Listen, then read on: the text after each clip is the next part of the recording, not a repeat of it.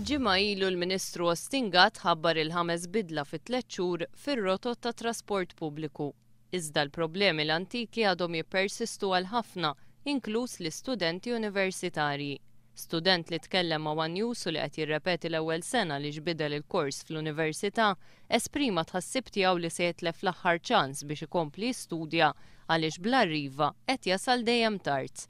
Diġà tlift 4 ijiem skola wara xulxin, illa għaliex jew ma tgħaddix tal-linja jew nkella jekk tgħaddiha tasal fil-ħin, minħabba li bidlilt il-kors ma nistax nibqa' nitlef l-iskola x'inkella nispiċċa barra. Biex tfasslu r-rotot tas-servizz ta' trasport pubbliku, il-Gvern nefaq mal-400,000 euro f'konsulenzi. Rotot bla sens illi mnaħseb minnhom qatt ma qabad għall-karozza tal-linja. Il-lecturers tal-università ma jistgħux jiċċettaw nifikazzju ma ntihomx tort. Meta l-istudent wassal l-ilmenti tiegħu mill-Ministeru tat Trasport qalulu biss li s-sitwazzjoni qed tkun studjata. U meta jinettela illi hi qiegħda fuq id-desk tagħha having her dream job u jiena nixtieq li xi darba nkun bħala, hi rispondiet qalt li illi huma qegħdin inkollu għaddejjin li jimmonitorjaw is-sitwazzjoni sa fejna fien fl-2011 qas il-ġrieden ġo laboratorju ma tista' timmonitorja.